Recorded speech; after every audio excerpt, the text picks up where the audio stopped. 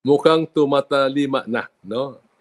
Kung may mga preparasyon na sinasabi mo, Christian, batay sa sinabi ng ating Senate President, mukhang nag-uumpisa na.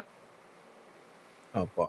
Pero kasi isang tanong doon, sabi nila, hindi pa nila mapadalhan ng officially ng kopya ng articles of impeachment yung Vice President until mag-convene sila as an impeachment court. Although sabi niya, pwede na raw sila mag-prepare dahil publicly available naman yung articles of impeachment.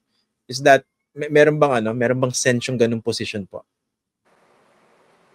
Well, yung preparation okay lang yan, Christian, but it should stop with preparation. So if these things are being prepared, we should go to the next step. Dapat mabuo na ang impeachment court at sumumpa na ang ating mga kagalang-galang na senador. Even before elections po?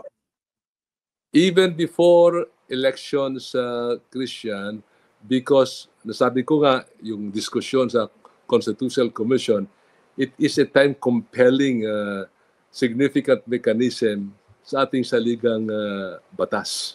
So ibig sabihin, i-relate natin yung 40th proceeds and tension na yan, dapat mag-umpisa na po ang paglilitis.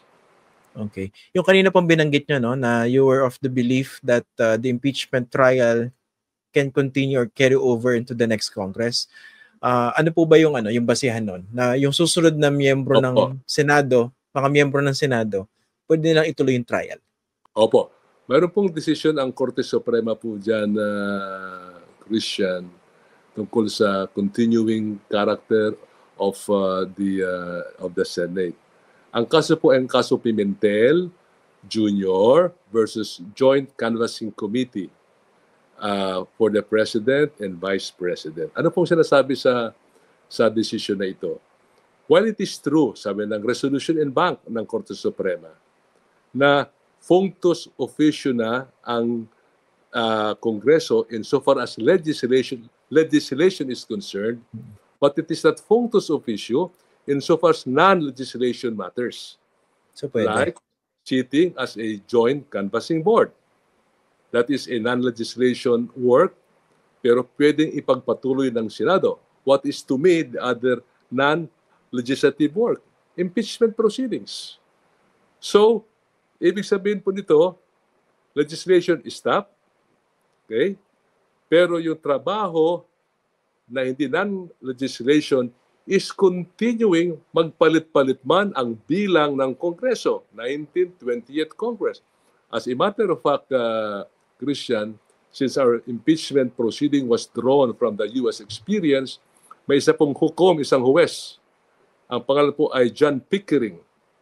Yung articles of impeachment we received last day ng sesyon ng Congress, but the next Congress continued the impeachment proceedings. So drawn from that experience, which is very persuasive sa ating mga husgado, pwede pong tingnan po yon ng ating kagalang-galang na Senado. Okay. Punta naman po tayo doon sa yung relation ng Senate as an impeachment court, doon naman sa kapangyarihan ng Supreme Court. Kasi hindi po natin maiwasan siguro yung posibilidad na baka every step of the way, dumulog sa Supreme Court yung si Vice President Sara Duterte to raise certain questions.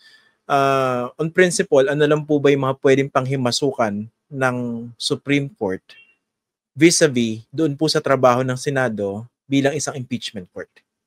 Ang pwede panghimasukan dyan, Christian, yung matter of filing.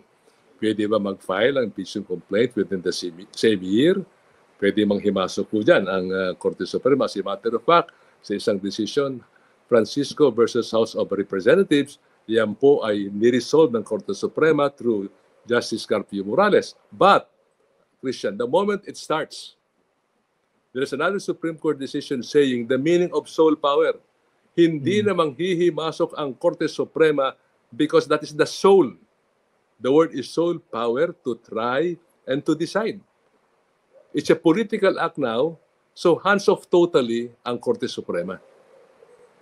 Kasi I remember nung panahon po ni Justice Renato Corona, 'di ba, naging issue rin po sa Supreme Court yung whether dapat bang payagang buksan yung kanyang dollar deposits, hindi po ba? So, pag gumulong na yung trial with Sara Duterte, hindi rin maiwasan na baka meron mga issues sa pwedeng idulog sa Korte Suprema. Hindi po ba? Possibly yan, Christian, no? So, we cannot prevent yung ganong remedyo para umakyat sa Korte Suprema. Pero para sa akin, since there is a very clear constitutional provision, sole power, sole, not joint power or co-shared power to try and decide. These are matters to be decided solely by the Supreme Court. Okay. Speaking of power po ng impeachment court, gaano po ba talaga kamakapangyarihan ng isang impeachment court? Itong ating mga senador sitting as impeachment judges when it comes to, let's say, gathering evidence, kaya ba nilang pabuksan yung mga bank accounts, kahit meron tayong strictong bank secrecy law? Give us an idea of how powerful it is. Very powerful, Christian, no? Why powerful? Let me cite several reasons. Nung si Nixon po is about to be impeached, in order to avoid public humiliation and public trial, he resigned from his office. Number two, yung ating Pangulong Marcos Sr. Was about to face impeachment proceedings. Nagtawag ng snap elections. So, ibig sabihin, the message is so strong. It serves as a deterrence. Doon pa lang, napaka-powerful ng ating Senado, no? When it undertakes impeachment proceedings. Punta tayo sa trial. It has the sole power. Ang sabi ng ating Constitution, sabi ng Supreme Court, because of that sole power, hands off kami dyan. So anything, para sa akin, anything can be done by Congress, by the Senate, in pursuit of finding the truth, and then try or acquit or convict the respondent. Given the immense power of the impeachment court, ano po ba yung resort ng mga mamamayan para naman magawa ng paraan yung ilang mga miyembro ng Senado na ngayon pa lang openly alam na yung kanilang posisyon? Diba? May mga nagsasabi na ako, hindi ko i-convict si Vice President Sara Duterte. Kung meron mga ganyang miyembro po ng Senado, whether for or against the Vice President, is there any way to deal with them? Kasi uupo po sila bilang mga huwes. Okay. So, bilang huwes, meaning dapat impartial. Though it is a political proceeding, dapat po bilang huwes, sila po ay impartial. Makinig po sa mga ebidensya before making any judgment at this time.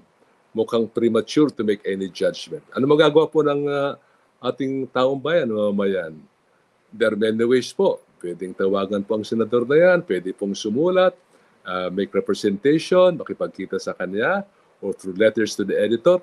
Dapat ipaabot ang boses ng ating mga kababayan. I think this is the only way, no? Other than that, baka hindi po marating, no, ang the ears of our senators.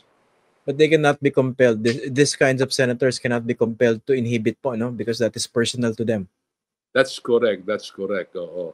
So, mukhang yung issue of inhibition, hindi ko mabalikan ang kasaysayan kung may mag-inhibit na ng mga senador. But since this is a case of national importance, sa tingin ko po, they should sit and decide rather than inhibit themselves. Kasi kung ang reason na ang dahilan ay personal, I think that would not be accepted by the people. Opo. At saka actually, di ba, pag may nag-inhibit po, hindi po ba pabor din yun doon sa akusado?